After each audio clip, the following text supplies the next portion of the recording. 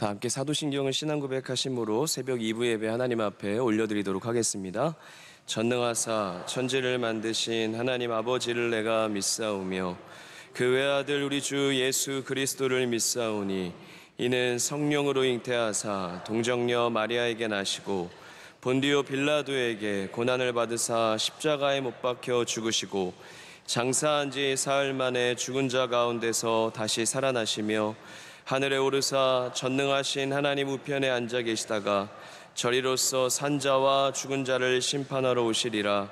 성령을 믿사오며 거룩한 공회와 성도가 서로 교통하는 것과 죄를 사하여 주시는 것과 몸이 다시 사는 것과 영원히 사는 것을 믿사옵나이다. 아멘. 찬송가 183장입니다. 찬송가 183장.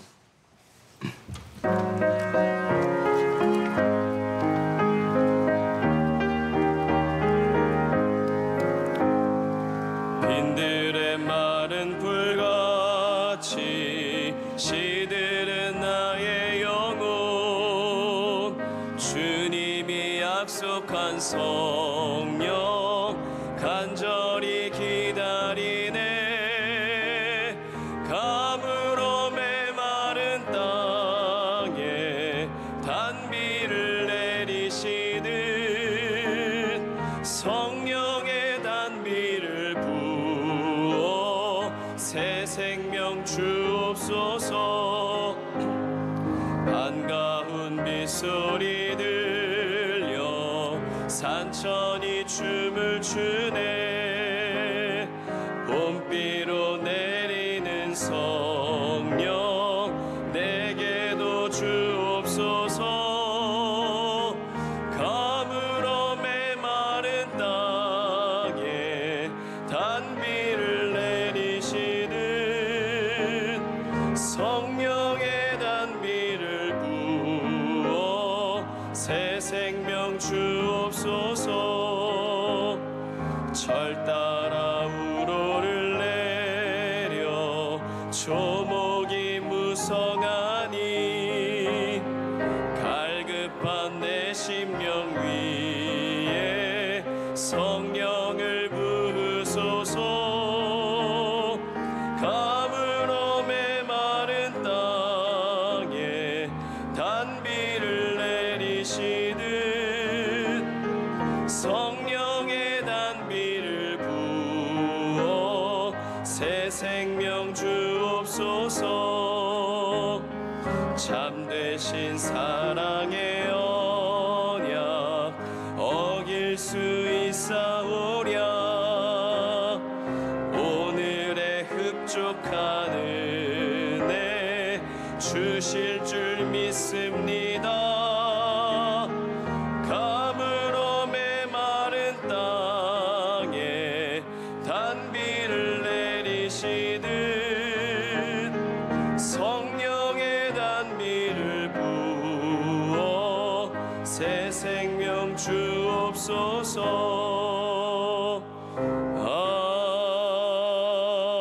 아멘. 갈렙 실버대학 회계로 섬기시는 이동선 집사님 기도 인도해 주시겠습니다. 오늘도 성전에 나와 예배할 수 있도록 은혜 주심을 감사합니다. 하나님의 뜻에 순종하며 살기보다 우리의 본성을 따라 행한 모든 죄를 회개하오니 불쌍히 여겨 주옵소서. 대통령과 위정자들에게 주님의 지혜와 명철을 주셔서 나라를 잘 이끌어가게 하옵소서. 우리 교회를 지금까지 지켜주심을 감사합니다. 더욱 선교에 힘쓰고 이웃을 섬기며 많은 영혼들이 교회를 통하여 위로를 얻게 하옵소서. 담임 목사님의 영육을 강건하게 지켜주시고 모든 사역을 감당하기에 부족함 없도록 날마다 새 힘을 허락하여 주옵소서. 원로 목사님의 비전 선교, 군선교 사역에 은혜 주시며 선교사님들 가정과 사역에 성령님의 도우심과 위로가 함께하길 기도합니다. 교회가 힘쓰고 있는 방송, 학원, 병원, 교도소, 선교 등 모든 곳에 주님께서 함께하시어 열매 거둘 수 있게 은혜 주옵소서. 군장병과 해외 유학생 자녀들의 삶과 믿음을 지켜주시며 질병 중에 있는 환우들이 힘든 치료의 과정을 잘 이기고 예수님의 이름의 능력으로 치유되며 주님께 영광 돌리게 하옵소서. 교회의 각 기관들이 부흥케 하시며 맡겨진 일들에 충성된 종들을 축복하여 주옵소서. 창립기념주일과 선교사 대회를 하나님이 주시는 지혜로 잘 준비하게 하시며 오늘도 목사님의 말씀을 통해 하나님의 뜻을 깨닫고 자기 희생의 몫을 잘 감당하며 행함의 믿음으로 하나님께 영광 돌리는 삶을 살도록 도와주옵소서. 예수님의 이름으로 기도드립니다. 아멘. 아멘. 오늘 우리에게 주시는 하나님의 말씀은 신약성경 사도행전 2장 1절에서 4절입니다. 사도행전 2장 1절에서 4절입니다. 188면에 있습니다.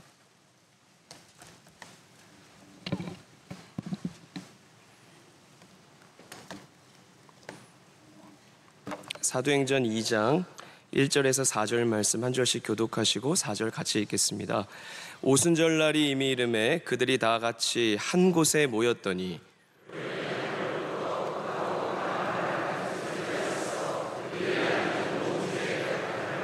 마치 불의 엿처럼 갈라지는 것들이 그들에게 보여 각 사람 위에 하나씩 임하여 있더니 그들이 다 성령의 충만함을 받고 성령이 말하게 하심을 따라 다른 언어들로 말하기를 시작하니라. 아멘. 하나님 말씀입니다.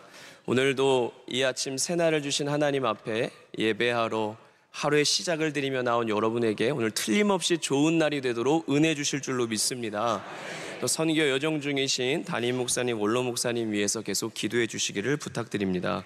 저는 오늘 나에게 필요한 은혜는 성령 충만이란 제어로 잠시 말씀 나누도록 하겠습니다. 사도행전 오늘 읽은 본문의 말씀을 읽을 때면 아무리 여러 번을 읽어도 얼마나 마음이 이렇게 벅차는지 모릅니다. 그냥 사도행전 안에 그냥 2장이라고 하는 틀 안에 갇힌 말씀이 아니라 하나님이 이 말씀을 통해서 사도행전 2장부터 시작되는 새로운 세계가 열리는 것 같은 계시적인 장이기 때문입니다. 아무리 설교를 듣고 말씀을 다시 봐도 2장을 넘어가는 순간부터 이 챕터가 얼마나 우리 인생에 새로운 일을 하시는 하나님을 기대하게 만들고 다시 2장으로 돌아가 우리를 예수님을 구주라 고백하며 성령님이 내 안에 거하시는 그때를 떠올리며 다시 내가 걸어가는 길을 돌아보게 되게 만드는 사도행전 2장은 우리 성도들에게 너무나 소중한 말씀입니다. 지난주 성령 강림 주일처럼 오순절 날에 드디어 성령께서 마가의 다락방에 예수님의 말씀에 따라 성령이 오시기까지 기다렸던 사도들에게 임하셨습니다.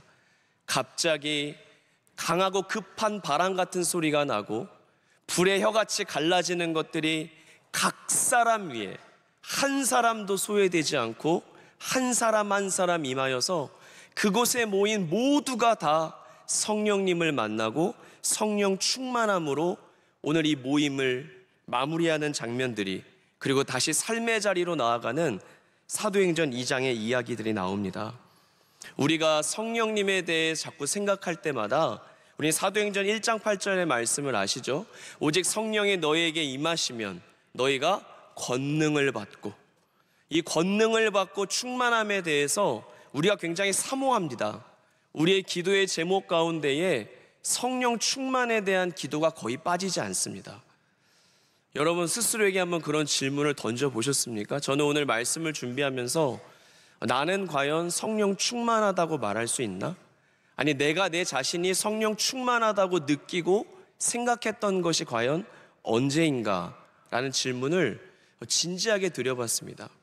우리가 그렇게 하나님 내게 성령 충만하게 해주세요, 우리 교회가 성령으로 충만하게 해주세요, 이런 기도를 너무 많이 드리지만 과연 나는 정말 그렇게 성령 충만하다고 말할 수 있는 삶을 살아가고 있는가? 다시 한번 성령 강림주일 맞이하고 또 원로 목사님 말씀 되새기면서 사도행전 2장으로 다시 돌아가게 되었습니다. 우리는 보통 성령으로 충만하면 성령의 권능을 그렇게 이해합니다. 용기를 얻게 되고 뭔가가 더해지고 카리스마가 생기고 뭔가 압도적인 능력이 임해서 이전의 나와는 완전히 달라진 어떤 존재로 변화되는 것들을 이야기합니다. 오늘 또 사도행전 2장에 성령이 강림하고 가장 먼저 나타나는 방언의 역사와 같이 성령이 임하면 병고침의 은사, 기적과 이사, 축기의 사역들이 일어나는 많은 현상들이 혹시 내 삶에 일어나지 않는가의 척도로 우리가 성령이 내 안에 강력하게 임재하는 것들을 우리가 생각해 보게 됩니다. 근데 우리가 담대해지고 용기가 생기고 어떤 성령 충만에 우리가 기대하는 현상들이 나타나는 것도 분명히 한 모습일 수 있지만 어떤 강해지는 역사만이 성령의 권능은 아니라고 저는 생각합니다.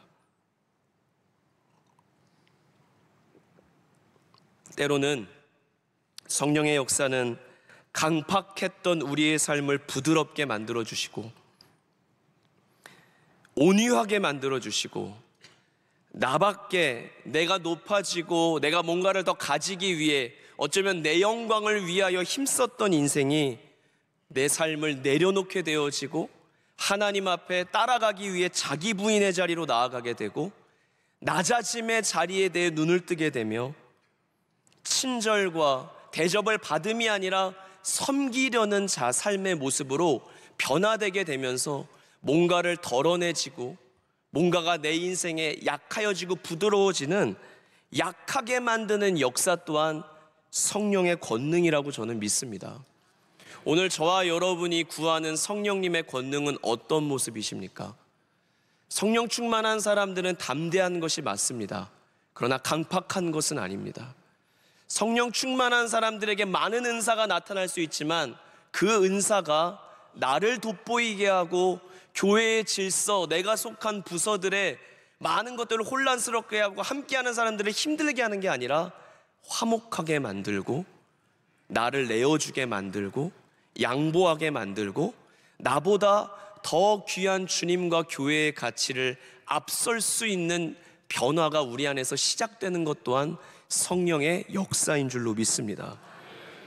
제가 곰곰이 묵상해 보니까 성령의 권능이란, 성령의 충만함이란 그냥 뭔가를 더해지고 이전과 다른 나라고 어깨에 힘주게 되는, 나 이렇게 많은 은사를 받았고 많은 간증이 있게 됐고 능력을 얻었담을 자랑하는 것이 아니라 진정한 성령 충만의 삶으로 나타나는 모습은 바로 내 자신을 넘어서게 하는 것, 그게 진짜 성령이 주시는 능력이라는 생각이 들었습니다. 여러분, 사도행전 1장 8절도 그러지 않습니까? 성령의 권능을 받은 다음에 나오는 말씀이 뭐예요? 예루살렘과 온 유대와 사마리아와 땅끝, 여길 자꾸 넘어가는 거예요. 지역적인 넘어감이 아니라 저 사람은 틀렸어, 저 사람은 안 됐던 나의 시선이 바뀌어요. 그리고 품게 돼요. 기대하게 돼요. 기도하게 돼요. 제가 대신방을 하다 보면 가끔 남편분 험담을 하는 집사님, 권사님들이 계십니다. 좋은 험담이에요. 왜냐하면 제가 이렇게 저희가 이렇게 가끔 이제 어떤 집사님들은 주차장까지 오셔서 너무너무 귀하게 이렇게 맞이해 주시는, 황송하게 맞이해 주시는 분들이 있어요. 다 이렇게 마치고 나서 우리 집사님 너무 믿음 귀하세요. 그러면 이제 나중에 권사님 그러시는 거예요. 저희 남편 젊었을 때 장난 아니었다고, 지금 완전히 사람 된 거라고.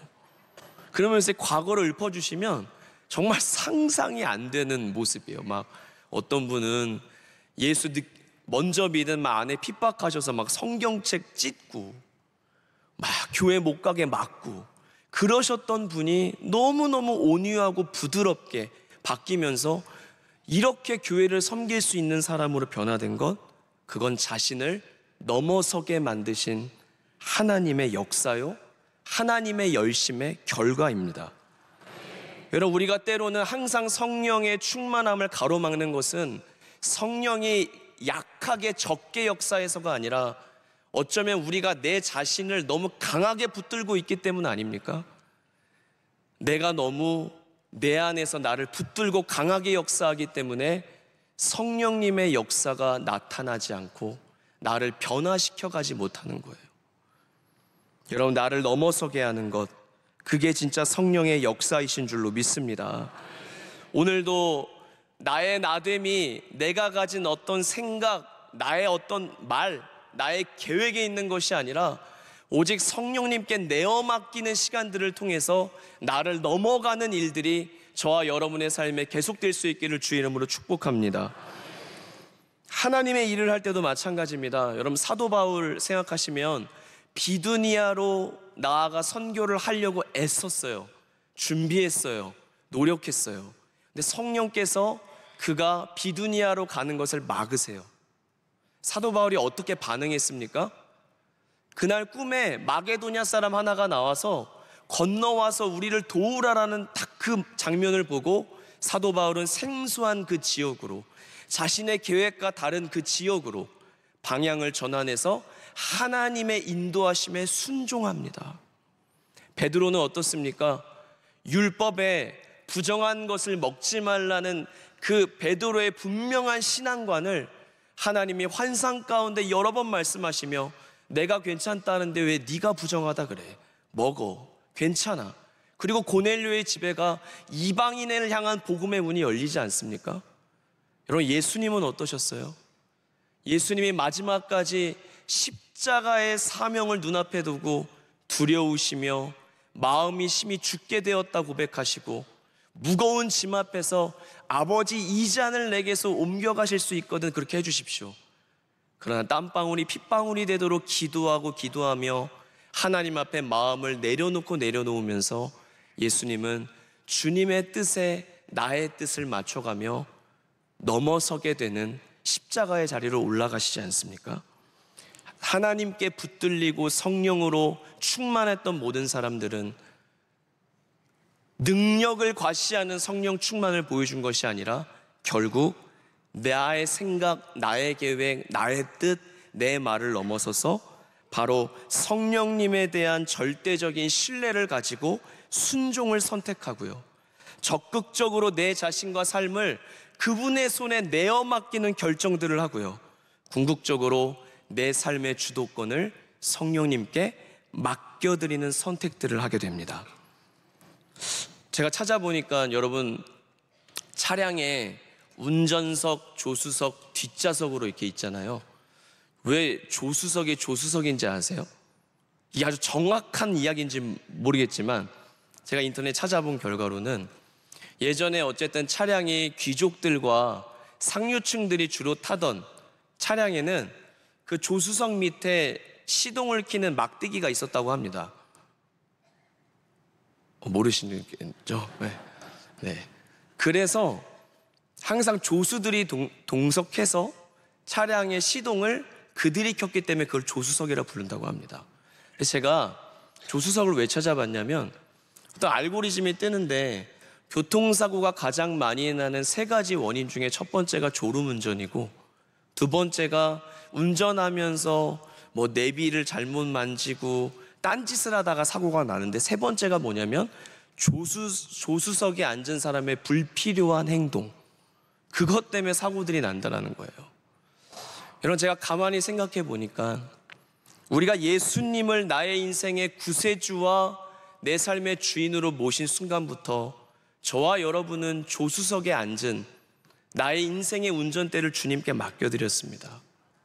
그런데 우리가 성령 충만하지 않은 삶의 모습은 어떤 인생이냐면, 이미 우리의 자리는 조수석으로 내려앉았는데 그 자리가 나의 자리인데, 믿을 만한 주님이 성령께서 내 인생을 드라이빙하고 핸들링하는데 자꾸 이전의 미련을 가지고 여전히 내가 내 삶의 주인인 줄 착각하며 운전대에 내가 손을 대면서 오른쪽으로 가라고, 왼쪽으로 가야 된다고, 지금 급하다고, 이게 발등에 떨어졌다고, 이게 중요하다고 우리가 핸들을 마음대로 움직이는 것입니다.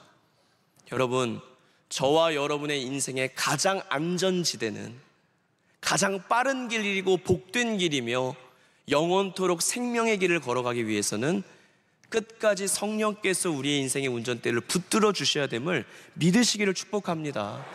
여러분도 운전하실 때 조수석에 앉은 사람들이 이렇게 과잉으로 이야기하면 좀 조용히 하라고 하지 않습니까? 그게 방해가 돼요. 운전에 도와주는 것이 아니라, 나보다 나를 더 잘 아시고 다가올 내일을 아시는 하나님께서 우리의 인생을 그분의 길로 인도해 주실 줄로 믿습니다. 이 말씀 준비하면서 하나님이 떠오르게 하신 말씀이 전도서 3장 6절이었어요. 너는 범사에 하나님을 인정하라. 그리하면 너의 길을 지도하시리라. 여러분, 우리는 범사에 성령님을 인정해야 됩니다. 그러면 성령께서 우리의 길을 지도해 주실 줄로 믿습니다. 제가 말씀을 오래 준비하진 않았지만 금주 준비하면서 제 작은 실천이 그거였어요. 하루 종일 의식에 닿을 때마다 내 삶에 성령님을 인정한다고 이야기하자. 성령 충만을 밥 먹듯이 고백해보자. 이걸 그냥 주문으로 말하는 게 아니라 정말 기도하는 마음으로, 그리고 내가 정말 내 안에 성령의 완전한 주도권을 내어드리는 마음으로 하나님 성령 충만하게 해주세요. 하루에 수백 번을 외치는 시간들을 연습해봤습니다. 근데 제가 연습해보고 두 가지를 깨달았어요. 첫 번째는 진짜 성령 충만해달라는 말들을 정신만 차리면 고백하다 보니까 제 마음과 시선이 자꾸 그쪽으로 가게 되더라고요. 근데 동시에 깨달은 건 뭐냐면, 내가 얼마나 하루 수많은 순간순간을 한눈을 팔며 내 맘대로 살아가고 있었구나 라는 것을 깨닫게 되었습니다. 여러분, 성령 충만한 인생은 모든 시선과 마음을 하나님께 자꾸 두는 자입니다. 우리의 인생의 넘어짐은 능력이 부족해서가 아닐 겁니다. 우리의 인생의 실패는 마음의 의지가 부족해서도 아닐 것입니다. 진짜 제자들이 넘어졌던 이유는 바로 예수님을 바라보지 않고 풍랑을 바라보며 물에 빠져갔던 것처럼 내 삶에 함께 하시며 내주하시고 교통하시며 오늘도 충만케 하기를 원하시는 성령님과 우리가 눈을 마주치지 않고 그분을 의식하지 않고 인정하지 않고 내 뜻, 내 생각, 내 관심사가 내 인생을 주도해 나갈 때, 마치 제가 예전에 고속도로 갈 때요, 제 친구가 그때 막 운동을 하고 나서 지방에서 서울 올라오는 길인데 갑자기 떠올랐는데 그러는 거예요. 자기가 운전하겠대요. 그래서 우리가 너 안 피곤하냐? 그러니까 너무 쌩쌩하다라는 거예요. 저희는 그때 막 녹초가 돼서 그럼 우리는 잠깐만 좀 가다가 운전 바꾸자고 맡겼어요. 제가 조수석에 타 있었거든요. 근데 제가 잠깐 잠이 들었어요. 눈을 딱 떴거든요, 놀래서. 그리고 뒤를 봤는데 친구들 3명은 다 잠들어 있고 저도 잠들었는데 운전하고 있는 제 친구가 고속도로에서 이러고 있는 거예요. 정말 순간 모든 이 털이 이게 쭈뼛으면서요, 저도 모르게 진짜 친구 따귀를 바로 때렸습니다. 야, 정신 차려. 그래서 그 친구가 하고 깨서 핸들을 잡았던 기억이 있어요. 여러분, 얼마나 아찔한 상황입니까? 제가 느낀 게 그거였어요. 우리의 어쩌면 가장 큰 오늘의 실수 중의 실수는 뭐냐? 인생의 핸들을 그냥 놔버리고 마음대로 해도 알아서 잘 갈 거야, 가던 대로 갈 거야 라는 그런 막연한 기대감들이 온전히 성령께서 핸들을 붙잡지 않도록 우리가 애매하게 신앙생활을 하며 하나님을 인정하지 못하는 것이 아닐지 모릅니다. 부디 오늘 여러분의 가정에서, 사업장에서 누구를 만나던, 누구와 함께 있건 혼자 있건 여러분 계속 성령님을 인정하시면서 성령님께 여러분의 주도권을 맡겨드리면서 나를 넘어서는 성령 충만의 자리로 나아가시기를 축복합니다. 말씀을 맺겠습니다. 3가지를 준비했는데 1가지도 못했네요. 성령 충만하여 나를 넘어선 하나님께 붙들린 인생은 분명히 성령님께서 곧은 길로 가게 하시는 복된 길을 걸어갈 줄로 믿습니다. 그리고 그 길은 내 자신만을 위한 길이 아니라 진정으로 하나님께 영광 돌리는 길이고, 초대교회 공동체가 그 성령의 충만함과 함께 도달했던 목적지가 어디입니까? 삶의 예수 그리스도를 전하는 일이었습니다. 복음을 증거하는 일이었습니다. 저는 이 성령 충만의 기도가 오늘 우리에게 필요하다고 분명히 믿습니다. 성령의 충만함은 신앙생활을 잘하는 사람들에게 주시는 하나님의 어떤 특별한 전유물이 아니라 바로 실패하고 질그릇같이 넘어진 인생들을 향해 값없이 주시는 하나님의 선물과 같은 은혜인 줄로 믿습니다. 그러므로 저와 여러분들이 오늘 구해야 할, 눈을 뜨자마자 분주한 상황 속에서도 하나님 내게 은혜를 달라고 하는 기도의 제목 중에 가장 중요한 기도의 제목은 주님 나로 성령 충만하게 하여 주시옵소서. 그리하여 교회를 사랑하고 주의 종을 도우며 섬기며 주의 몸된 교회를 아름답게 빚어가며 계속해서 삶의 모든 자리에서 복음과 함께 고난과 핍박과 어려운 현실 속에서도 성령님을 의지하며 능력의 종으로 살아가는 저와 여러분들 되실 수 있기를 주의 이름으로 축복합니다. 기도하겠습니다. 우리 교회를 위해서 사랑하는 담임 목사님과 원로 목사님의 그 선교와 함께 걸어가는 모든 걸음 가운데에 하나님 능력으로 붙들어 주시옵소서. 우리도 창립기념주일을 맞이하며 선교사 대회를 준비하고 있습니다. 선교의 영이신 성령께서 충만하게 우리를 붙잡아 주시옵소서. 학예 산상성회와 교회학교 위에서 또 오늘 여러분 가지고 나온 각자의 기도 제목 위에서 성령님을 온전히 의지하는 마음으로 주여 3번 간절하게 부르짖고 기도하시다가 자유롭게 돌아가시기를 바랍니다. 주여 주여 주여. 오 하나님 아버지, 오늘도 나에게는 하나님의 은혜가 필요합니다. 성령의 충만함을 내게 부어주시옵소서. 나를 고집하지 아니하고 야곱처럼 나를 붙들지 아니하고 하나님